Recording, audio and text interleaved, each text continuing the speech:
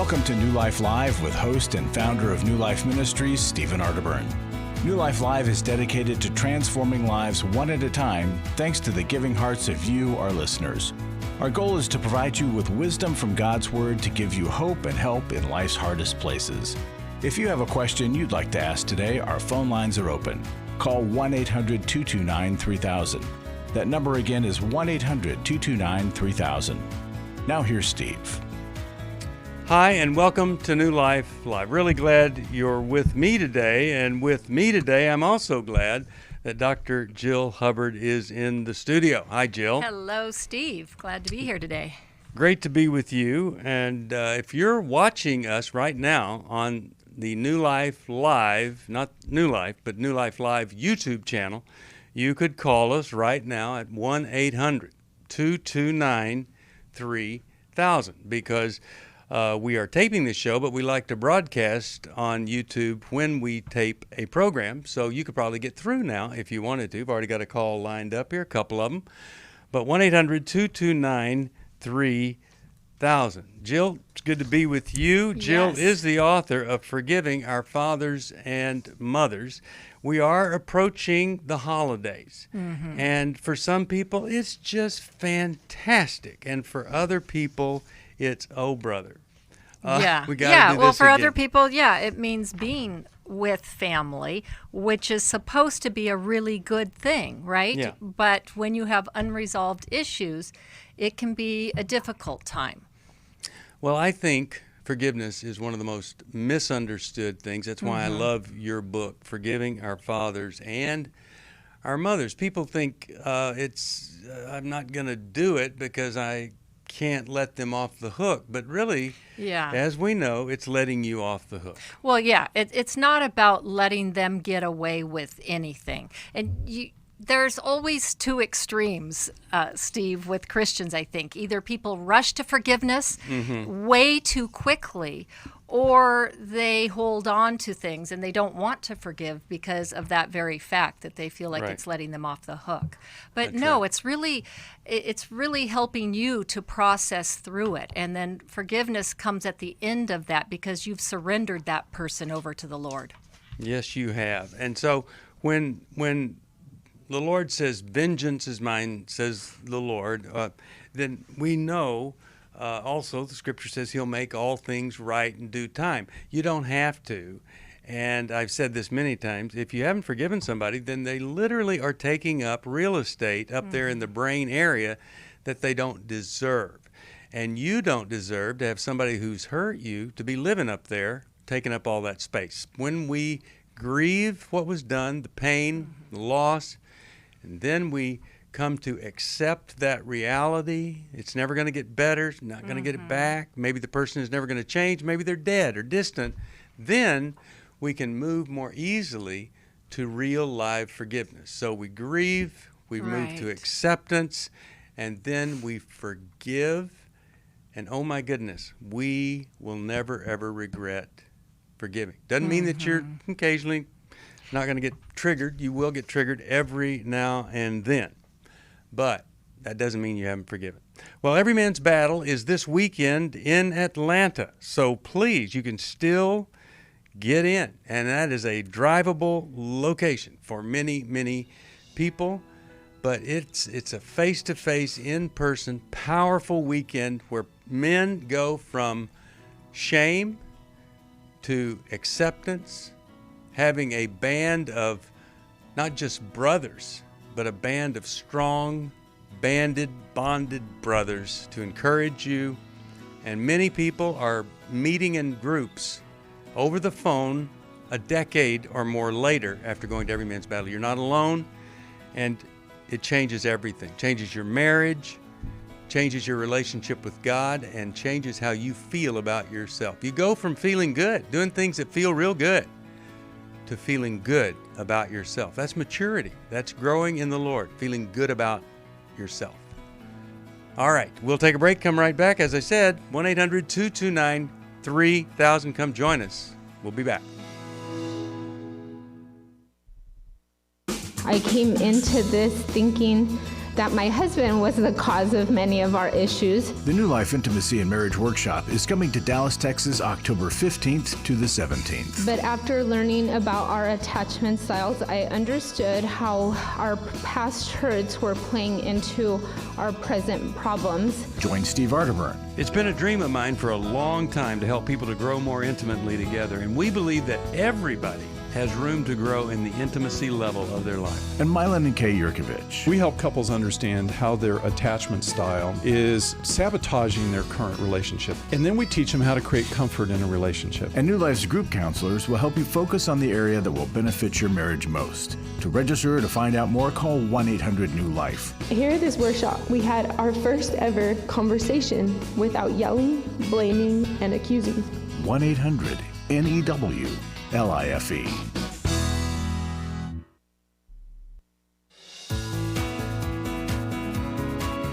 To find out more information about New Life or to order any of the resources mentioned on today's program, call 1-800-NEW-LIFE.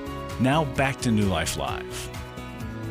We're back, and Dr. Sheri Keffer has joined us. So I have Dr. Jill Hubbard, Dr. Sheri Keffer. Sheri, welcome. Good Welcome. to see you. I mean, it's good to be here. I was on the freeway, got into a little, I didn't get into a fender bender, but there was one some other person had, so I was behind it, but got here. Woohoo! Yay. Well, I was going to talk to you about writing a book with me on margin, but I think we'll just skip that. How about we go to the phones? 1-800-229-3000. And let's talk with Sally from San Francisco, California. She listens online, and we're glad that she does. Hi, Sally. How are you? Good. How are you? Excellent. How can we help? Okay. So I've been with my husband we've been together for 30 years. 30 years? We've been, 30. We have been separated for 5. We had a toxic marriage, which I'm narcissistic, and I've caused a lot of damage in my marriage to my children. So, long story short, what it is, I want recovery. I want to stop being narcissistic. Everything I've read says it's a lost cause. Once a narcissistic, always a narcissistic, and it just gets worse as you get older. In a belief of Jesus, in God, I do not believe that. And I have been trying to research something to help me, a recovery program where I can get fixed and I can make things better and repair the relationships I've damaged. Yeah. So I'm reaching out to see what you have to offer. All right. Well, just by your call and wanting to change, seeing the need to change, not railing against the diagnosis of being a narcissist, that's really the first crack in the wall of hopelessness. So it's not hopeless. Jill? Yeah, well, I Sheri? think, Sally, that's a huge step because so many narcissists do not accept that. They reject that. They project everything out onto the other person. Everything is the other person's fault. And so ownership is really, really difficult. So the fact that you're saying, I have these traits and features and I see it as a problem, it's ruining my life and I need to get a hold of it. That's where the hope is, because all diagnoses are on a continuum. So wherever you're at in that continuum, and the ones that are where we talk about it being a lost cause, those are the malignant narcissists, the ones that really are so entrenched in their defenses that there's no way to have a crack in that armor. But you have one, and so there's a lot of hope there. And I want to ask, good, I love that little giggle. She's like, that's hope right there, Jill. Yeah. Tell us about abandonment and growing up in a home where you weren't seen, heard, you were left deeply wounded and leaving you in a very, very desperate place to want to get your needs met or to be attached to somebody that cared. And narcissists have such a tragic story of abandonment. Can you tell us a little bit about that? Right. So my biological dad left when I was 2. My mom remarried when I was, I think, about 8-ish. And so I had a stepdad. He was really controlling, but, I accepted. Now I can go back and accept he was doing what he thought was the right thing at the time. So I've already gone, accepted that. I was the only child. My stepdad had 2 kids but didn't live with us. And so I was the only child. And so I was lonely. I had friends, but it was that lonely feeling. But it's not like that they didn't pay attention to me, because they did. But So can I walk you into something, Sally, that's already happening with us? Do you know what you're doing? Unknowingly. You're doing this unknowingly. You're minimizing. You're minimizing the harm. You're making your controlling stepfather. It was stepfather, right? The only dad that was around. You're telling us right now that you dealt with it, and you're minimizing it. But you know what, darling? It's not been dealt with, because the behaviors in you are still present. If those behaviors in you are still present, then that's why you're calling today. You're saying, I still need some work. And the more that we minimize and make light of and say, but I did that, I would just say, pause. There is a deep, deep child wound inside of you. That one started at 2 and the other started at 8 years old. And those 2 little girls, those 2 parts, those 2 wounded parts of you are still in a demand for love. And that's what narcissists do. They demand that others treat them in a certain way, that others give them certain attention. And if they don't, then like Jill said, they project the wrong onto other people instead of settling into the hurt and the loss and coming in vulnerability and saying, I'm just feeling really alone right now. I'm feeling really scared. I might lose you. It's softening. It's coming in a place of vulnerability rather than in demand. Okay. So what do I do? How do I get from A to Z? Because I've been told, I've gone to therapy and stuff like that for a little while, but everybody said, you've had a trauma in your past. You've had a trauma. But I have issues with, I don't remember a lot of my past. So a lot of narcissists don't. In fact, they'll kind of they cut it off, right? Yeah. But what is the path forward for her?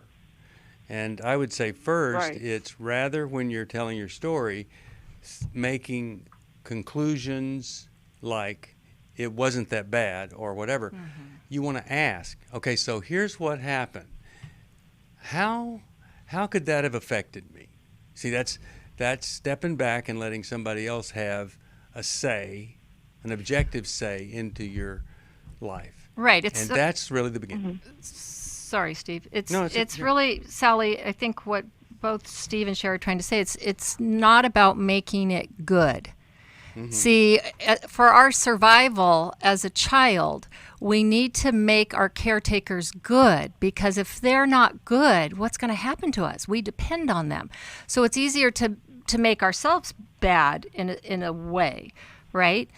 And so to look at and put, now this may sound the opposite of what we were saying in terms of we're not wanting you to blame everybody else, but we're wanting you to have a more accurate picture. Right? Another thing for kids growing up in situations like this is that you have inaccurate mirroring.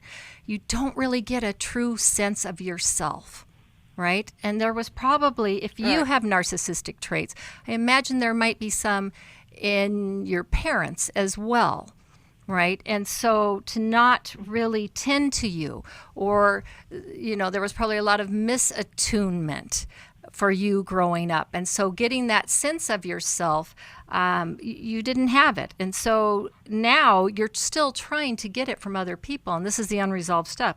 So the thing is, we hear this all the time. Oh, well, I've been to therapy and it didn't work. No, you need to go back to therapy. Get in with a therapist that understands these issues, the traumatic impact that happens in childhood, the narcissistic tendencies and traits, someone that really understands that, and stay with them and work out whatever comes up in the room between the two of you. Talk about those things. Yeah. And, here's the thing. A lot of folks go, how would I know if I was a narcissist? One of the symptoms is the wound is so great that when somebody does something, you have this reaction of, how in the world could that be done to me, of all people? How could this happen to me, versus, oh man, this is what people do sometimes, and so you see yourself so above this, because in your heart that because of the wound down there, this isn't conscious, but whatever's done to you, it's magnified 3 times, because it's not on a foundation of security, love, acceptance. It's on a foundation of emptiness, disconnection, abandonment, and that's really tough.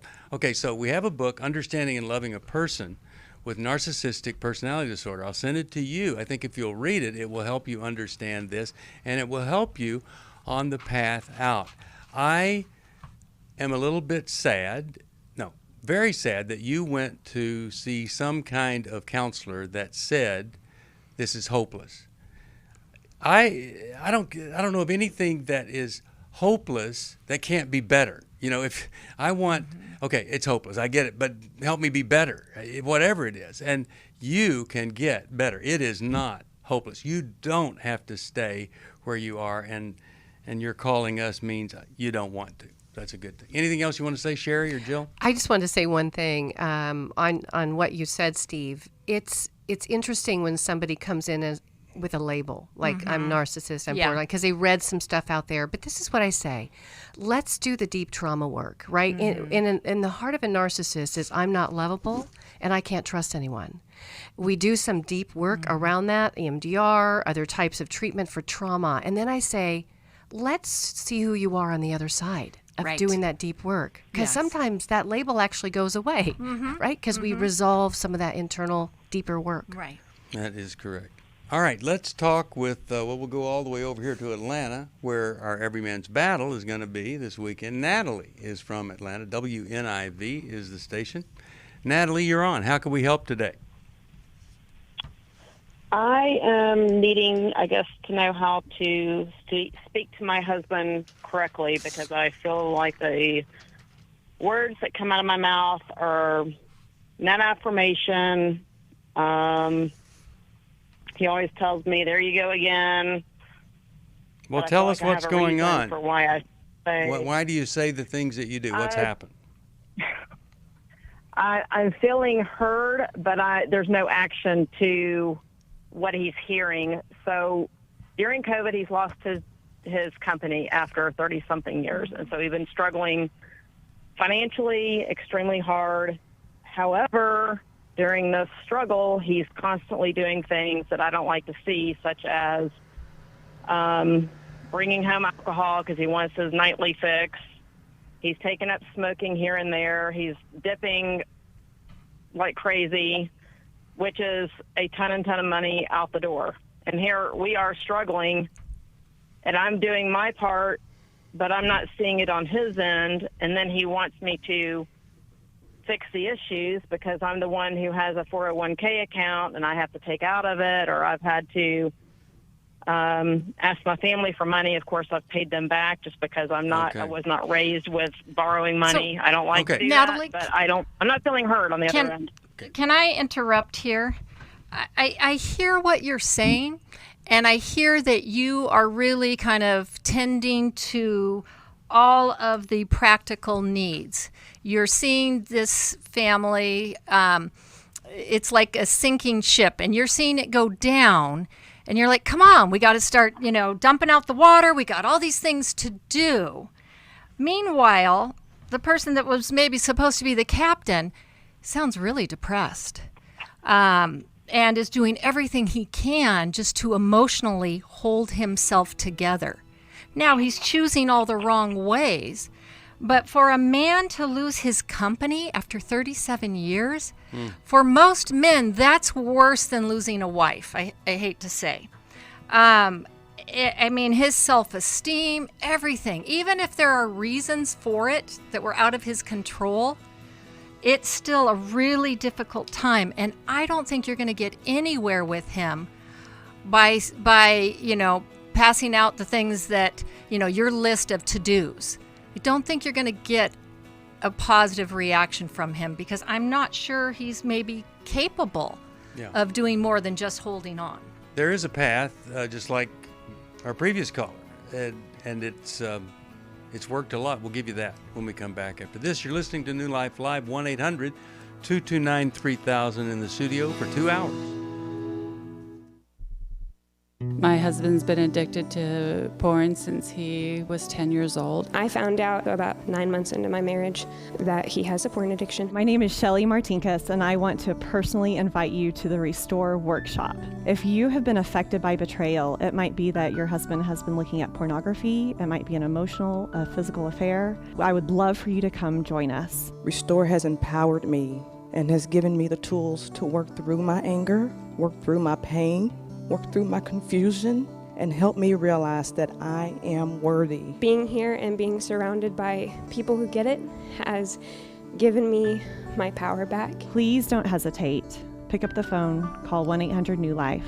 I would love to see you there. The Restore Workshop is coming to Washington, D.C., November 12th through the 14th. To register or to find out more, call 1-800-NEW-LIFE or go online to newlife.com. Thank you, Restore. You have changed my life forever. I was really living a very anxiety-filled life. I did go to Take Your Life Back. That's why I continue to support the ministry with the hope that not only am I helping my own situation, that I'm helping others as well. You can help New Life Live stay on the air by joining Club New Life today. When you sign up to support us monthly through Club New Life, we'll send you the New Life member thank you gift of the New Life Journal, 100 Days of Peace, 7 Ways to Choose Healing, Growth Has No Boundaries, a Restoration Bible, and a New Life grocery tote to hold it all. Plus, there are ongoing benefits, like access to the Club New Life video library, the monthly Club New Life CD or download, quarterly resources, free shipping on purchased resources, and discounts on workshops. Call 1-800-NEW-LIFE. That's 1-800-639-5433. Support Club New Life, and together we can help hurting people find help and hope in life's hardest places. Call 1-800-639-5433 to join Club New Life today.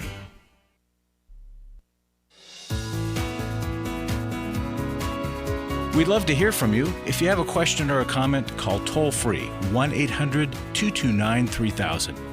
Now back to New Life Live. We're back. Steve Arterburn here with Dr. Sheri Keffer and Dr. Jill Hubbard. As we said earlier, Jill is the author of Forgiving Our Fathers and Mothers, and Sheri is, she's the author of really one of the best. If you've ever had trauma, if you've ever been betrayed, I think this is a book that could help you heal. I believe it could. And intimate betrayal. Intimate deception. Yeah.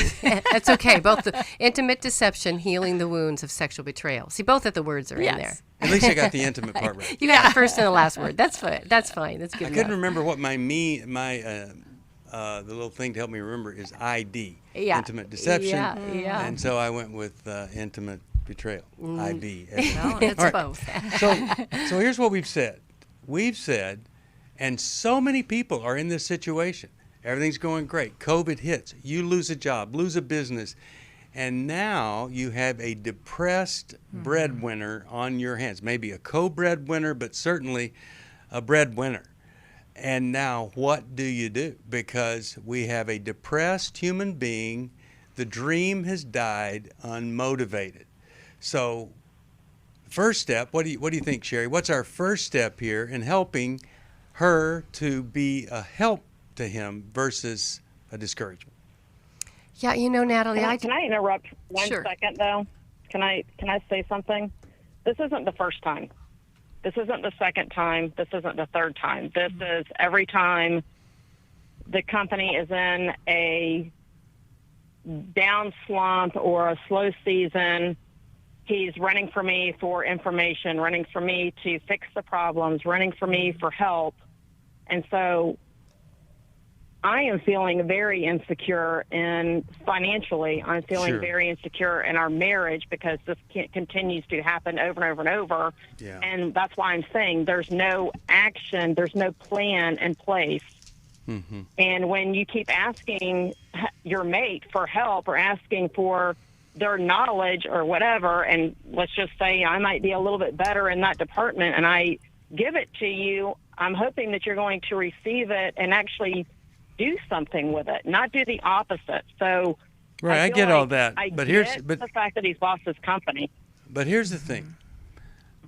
A lot of men wouldn't do what he's doing and come to you for help. They would find another female to make them feel like a competent man again. They would have an affair. Others would really get into pornography. Others would just move out and leave. So you've still got something here to work with. He's there, and so we want to help you because I suspect that if he builds something again and loses it, the same thing. He's going to sink into a depression, and because he can do things, he's going to look for, how do I cover this worst situation? I'm going to my wife. I'm going to the 401k. I'm going to try to get with this. Well, so, Sheri, what's the first thing? Let me just say, Natalie, we're not saying that it wouldn't be frustrating. Yeah. I hear your frustration. Anybody in your shoes would be like, oh my gosh, what do I do here? Right. So we hear that loud and clear. I'm going to take a little different spin at it for a second, Natalie, because I think one of your greatest fears is being out of control. And I want you to know you're not alone. There's a lot of us that have that fear of being out of control. And because of that, in all those times you've mentioned before, you end up moving into fixing, taking care of, enabling, controlling, right? I'll try to manage your issue, husband, in order to reduce my fear, concern, or anxiety, right? I'm going to do that because I'm feeling so bad on the inside. I have a couple that I've worked with before in a very similar situation. And as soon as we got to the point where I asked her, what would it be like to let go of the reins? What would it be like to stop fixing, to stop controlling, to stop throwing money at it, to stop cleaning up the mess? What would that be like? And you know what happened? She looked at me in this very fearful, dazed look, like zzz. And she said, I can't do that. And I said, that's exactly why there is this problem. Is because you allow him, you keep giving him the fix instead of standing, having a boundary, grieving with him the losses in this business, and then saying this, honey, I know that you have the ability to figure it out. And I know you're as scared as I am right now, but I am going to let go, and I'm going to wait for you to figure out a plan. And if that plan involves something like, Jill was talking to, going in and seeing a doctor, making sure that if he's struggling with depression, which would be very common, then that might be a plan that he chooses to do. But the more you fix and throw money at it, it's not helping the captain of the boat. It's just keeping you frustrated with somebody who isn't making choices for themselves. Yeah. Yep. But I feel like it makes me sink as well. Well, right. that's and it, that's the sweetheart. problem. But my credit goes down. But you know what? You can financially make choices for yourself to secure yourself from him legally if you need to. Yeah. But you need to let go of that fear and fortify yourself. Make choices to protect yourself instead of flogging him at this time, because he's got to flounder into responsibility and choice for himself too. It'd be so great if you had a person where, other than him, where you could, just like you did with us, express all the things that you feel so that he wouldn't get it all because he feels horrible about himself, and when you are negative, he feels even worse. For most of my life, I've been dealing with an opiate addiction. Why is opioid addiction quickly becoming one of our nation's biggest killers? Maybe it's because it isn't only those who are addicted who are in denial. We did what I see so many parents do, is it can't be an addiction. There's something medically wrong. It's impossible to solve a problem when you don't know what you're up against, and families will try to find any explanation except the one that will put them on the right path. Alcoholism and drug addiction is a family disease. It doesn't affect just the individual. If someone you love is abusing painkillers, know what you're up against. It's time to admit its addiction and seek treatment. Call us today at 1-800-NEW-LIFE. We have partner treatment centers around the country. Call 1-800-639-5433 or visit us online at newlife.com. We just made a decision. We will do whatever it takes. 1-800-NEW-LIFE. Hi, this is Steve Arterburn, and for 30 years, New Life has been the most trusted name in Christian counseling. I'm an addict, and I'm trying to get God in my life again. You seem to be able to get to the crux of a problem quickly. Our Christ-centered treatment programs can help you break free to embrace all that God has for you and your family. I just want to thank you guys for bringing me to a relationship with Jesus. There really is help for marital problems, depression, addictions, panic attacks, and feelings of hopelessness. I came back with so many tools to help me prepare myself to fight this struggle and this battle that I have every day. You can start living again today, living the life God intended for you. Help is available at 1-800-NEW-LIFE. They did care, and they did follow up very lovingly, and it made all the difference in my life. Call us at 1-800-NEW-LIFE. Someone who cares is waiting at the other end of the phone. God can open the door to a better tomorrow right now. Just call us at 1-800-NEW-LIFE. 1-800-639-5433.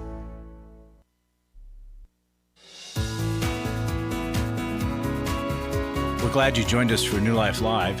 To be a part of the program, call 1-800-229-3000. Now back to New Life Live. We are back, and as I said, you could watch the program on YouTube. Hi. Call us 1-800-229-3000.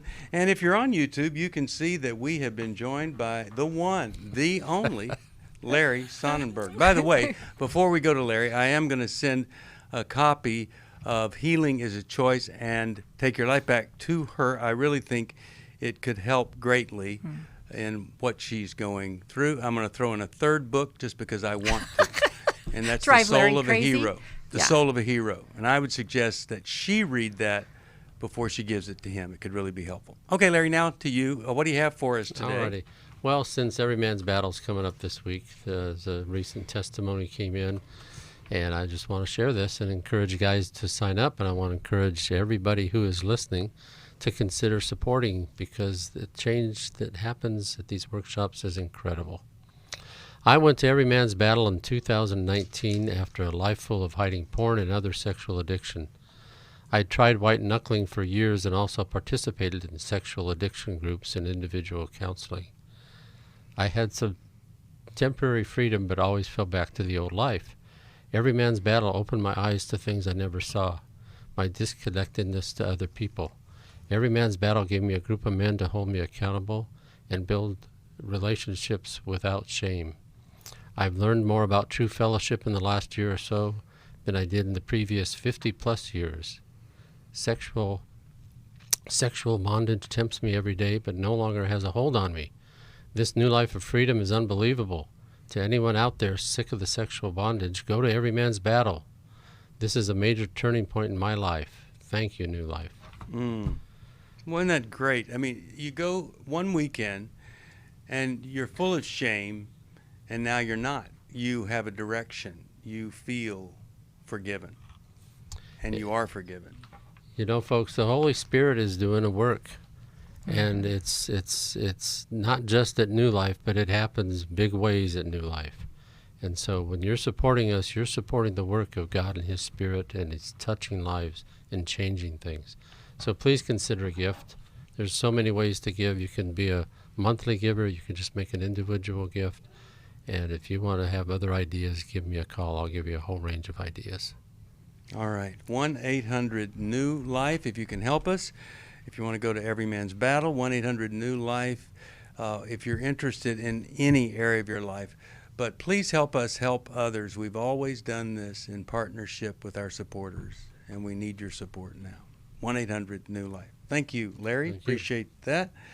All right, let's go to, how about we talk with Amy from Fort Walton Beach, Florida, and she listens on WEGS.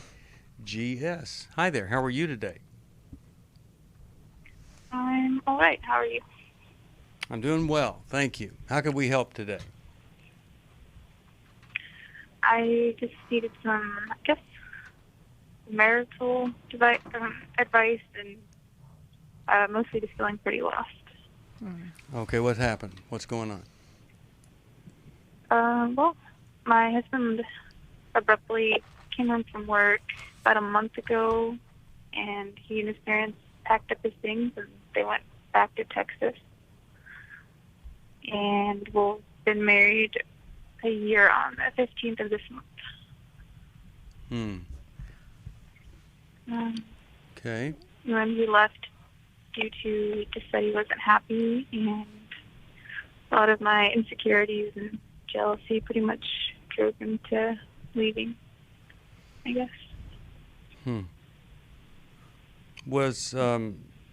Were you pretty rough on him in the area of distrust, and was it founded in his character or some other place? It definitely wasn't founded in his character. I was definitely pretty hard on him about it. It was due to just any past relationship. They all more or less ended the same as somebody cheating or talking to another woman or just leaving. Okay. So what is the question for us? He's moved in with his parents and you're alone. Yeah, I'm just not really sure what to do or how to fix things. I certainly don't want a divorce. I don't necessarily think that's how to fix the situation. Okay. So, Jill, you want to take it from there? Well, Amy, wow. 1 year and you find yourself now with a husband walking out. Sounds like maybe some of this is a pattern for him and how relationships end. And all of this fear and insecurity that you have and jealousy, some of this, I'm wondering, it obviously sounds like it wasn't worked through prior to getting married. And we know that a lot of times prior to getting married, we become very idealistic. And then once in marriage, the reality hits. And it's really, really scary. Amy, I'm envisioning that this insecurity that you've had just didn't start with this husband. That this has maybe been a lifelong pattern. What happened to you earlier in life that caused you to be so terribly insecure? I think just maybe a bit of a rough upbringing. My brother and I more or less grew up with our grandparents, and they were wonderful. And our parents just weren't quite around much due to work, and our dad was pretty abusive and alcoholic. And maybe I guess things started there. And from there, I guess I wasn't too picky about my relationships. When we get afraid that someone will leave, often that's all we can focus on. Whatever our greatest fear is, we so don't want to be caught off guard that we look for it everywhere. And the more we focus on it, the more we see it. And the more we imagine that it's actually really there. And the more we squeeze the life out of our relationship. It sounds like there's a lot of work, Amy, that needs to be done for you. You need somebody to walk alongside you and help you through this to see what happened here.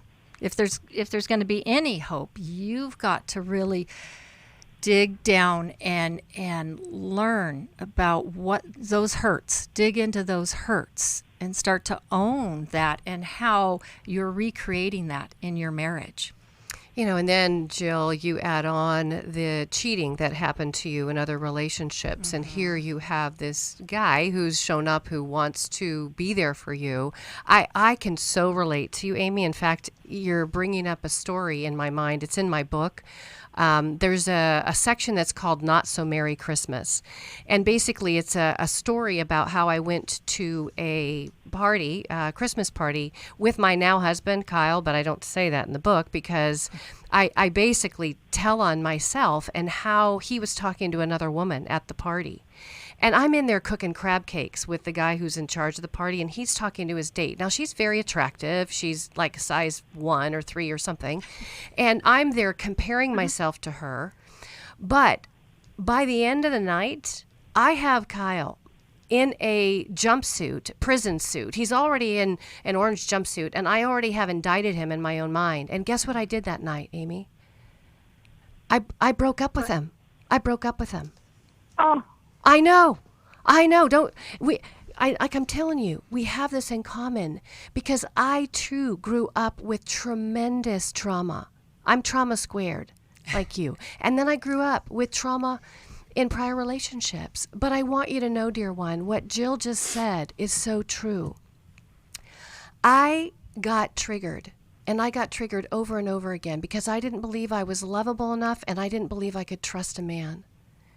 And until I entered into my deeper work, I had a hard time being connected with a good, real man that was trying to love me. And kind of like Steve shared earlier, these situations aren't hopeless at all. You just have got to go into the deeper work to help focus in on exactly what Jill said, the fears that drive us. I'm not lovable. I can't trust anyone. Those things drive our behavior, and we're like a feral cat. You know, no one can get close to us without us, hissing. But it's not their issue. It's ours to heal. Yeah. Right. All right. So I'm really wanting you to see this as a beginning.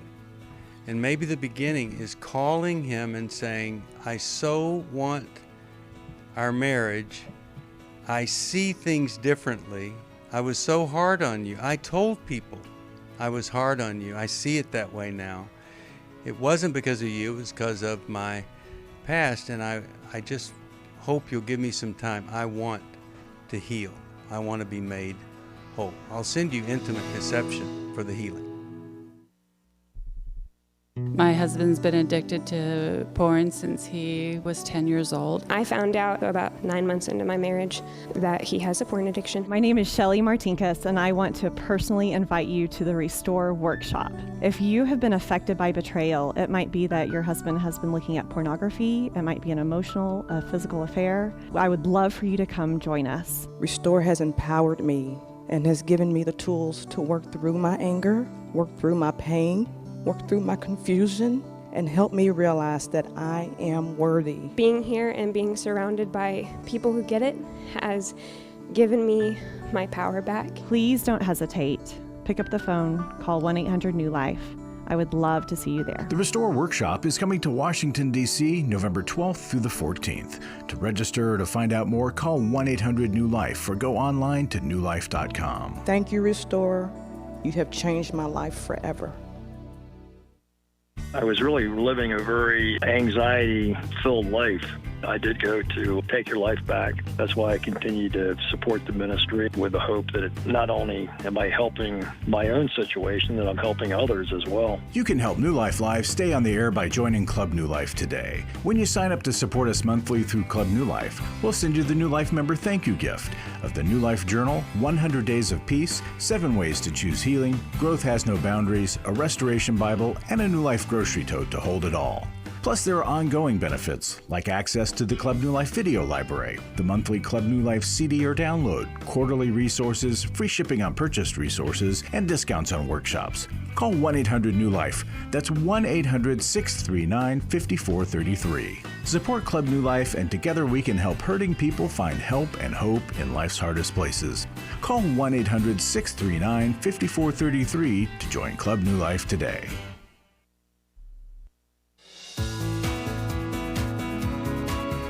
To find out more information about New Life or to order any of the resources mentioned on today's program, call 1-800-NEW-LIFE.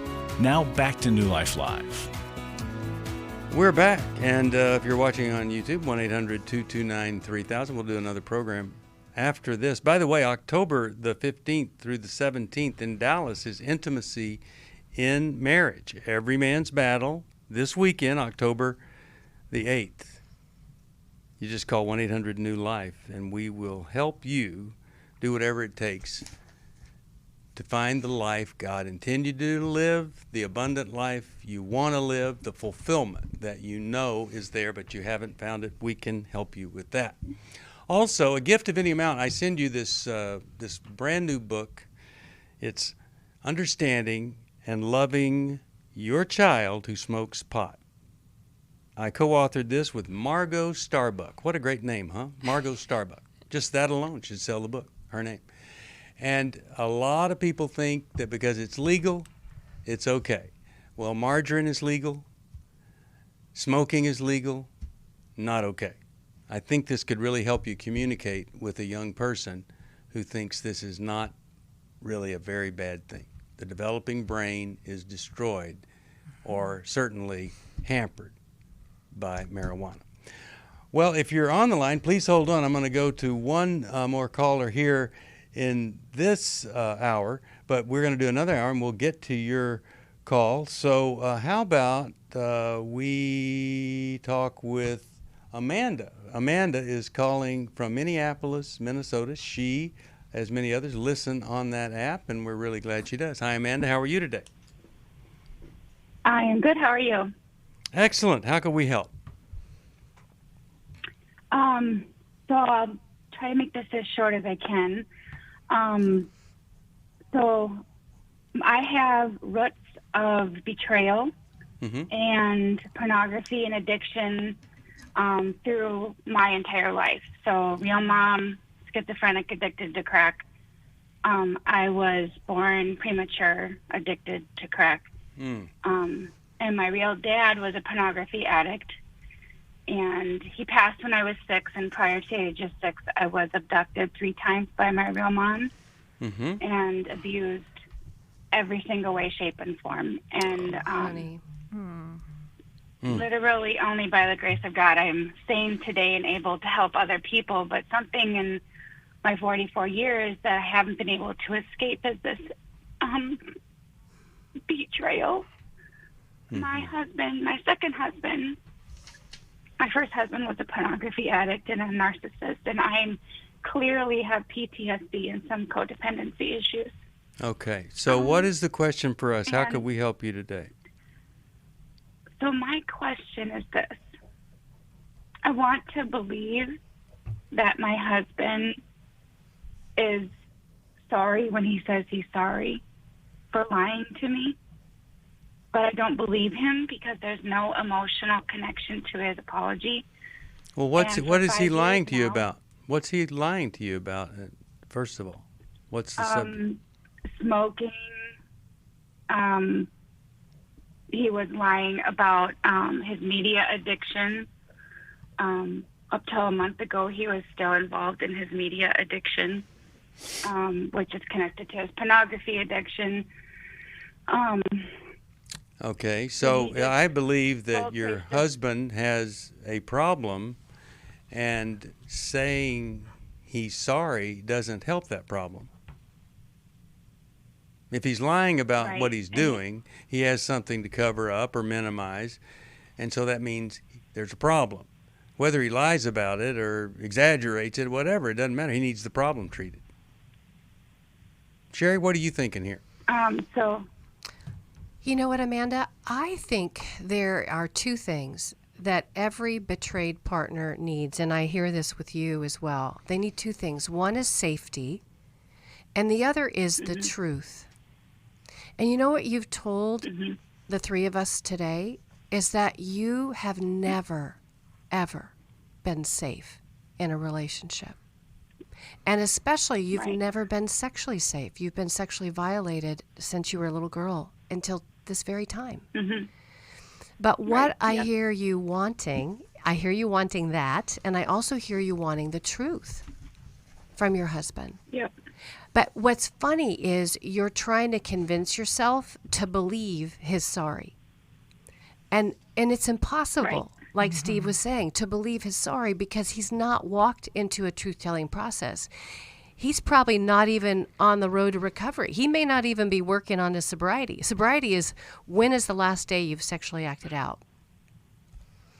And they just mentioned EMB, right? Every Man's Battle. And that's what happens on that weekend. It's often a first step, an entry level into starting to get honest with themselves for the first time about how pornography is harming you and harming themselves. We have this almost like a veil of him not being able to see reality. Okay. Because he did It's what addiction from does. the age of 10. Yeah, it's from the age of 10 until the age of 3 years ago, so 43.